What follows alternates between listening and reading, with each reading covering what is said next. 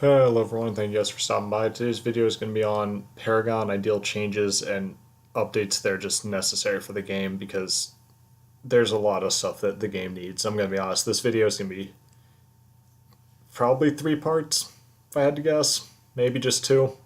I'll try and I'm not going to be nitpicky, just there's a lot of stuff that needs to be changed. So the first thing I'm going to talk about is one with Paragon. You need a competitive beta.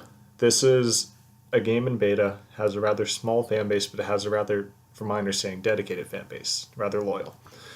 And a lot of people have said that it needs a competitive, at least beta, but the developers seem to think that there isn't enough for it yet, which I understand there isn't a large enough player base, and there are ways around that. You should be giving a beta where players are able to play competitively, get a fake elo, just leave a note saying that, I don't know, whenever it gets out of beta or whenever you get to X fan base, it's going to revert and that your rank's going to be lost. But you need a competitive player base that has stuff like picks and bans, which you seem to want to implement. There was a tournament recently that I'm basing a lot of the changes they seem to want in competitive on. They seem to want picks and bans. They seem to want stable teams. They don't have trading among heroes, but it looks like there aren't enough heroes for trading to be a thing yet.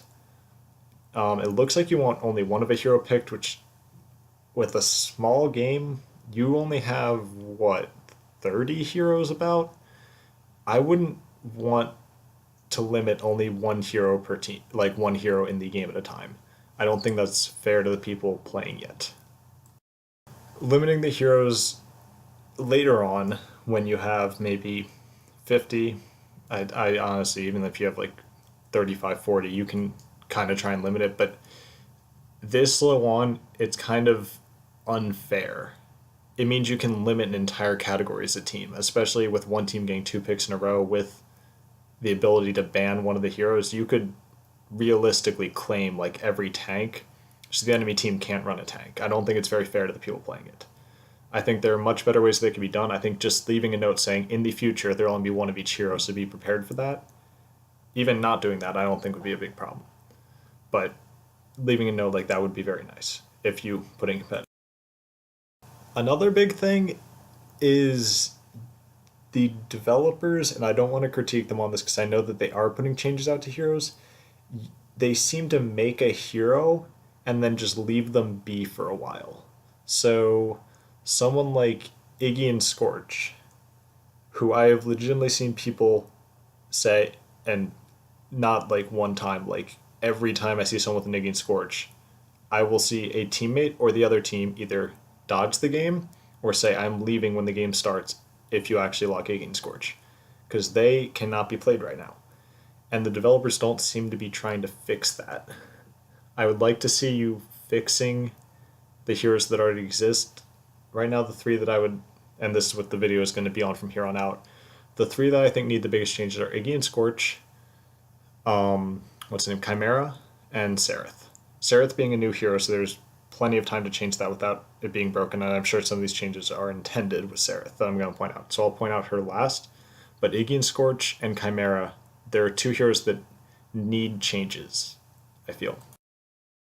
So the first one, Iggy and Scorch, and this is part of why this video itself is going to be so long, is Iggy and Scorch is not easy to fix.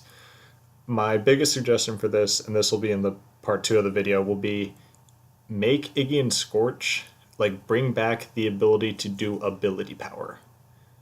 Separate ability power and power, and this is something that would fix a bunch of heroes that I'll be detailing in the second video. That's what the entire one's going to be on, is just fixing the changes that you made when you moved to Monolith.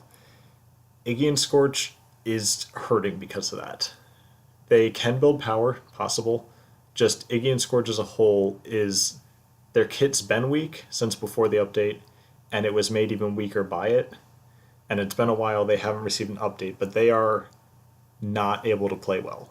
They need either a buff to their damage, they need their turrets to do more damage. I've heard the saying that their turrets should even just not run out of whatever they use to fire the fire.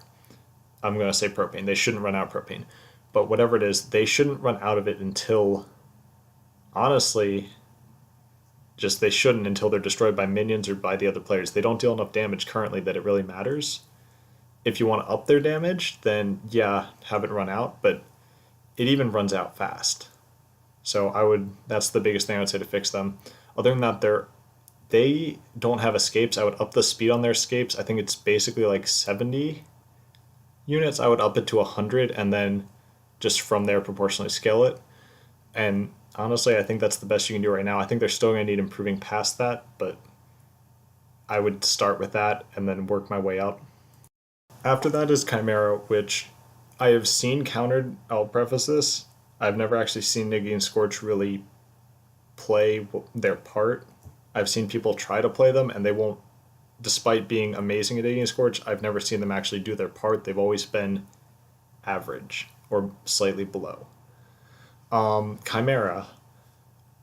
First nerf I would like to see to him is I would like to see his alt not stun and slow. It should be one or the other. If it stuns, perfectly fine. Countess at all also stuns, and there's nothing wrong with Countess Assault. I would not like to see it slow too.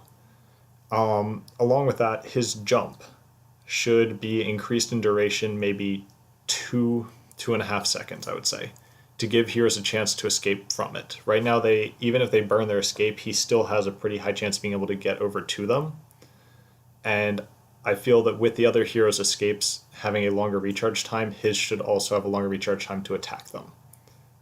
And I feel that actually that's pretty much all you need to do to balance Chimera. Even if it's just changing the time on his jump first without actually changing the stun to slow on his ult, I would like to see that. The bigger thing is the jump time to attack. And then the last one is Sereth, and this deals with her Q. Now, I watched the developer stream when they released Sereth talking about her and why her Q is the way it is, and I don't necessarily agree with them. They said that she would be too underpowered no one player if her Q didn't make her invulnerable, but it also gives her lifesteal.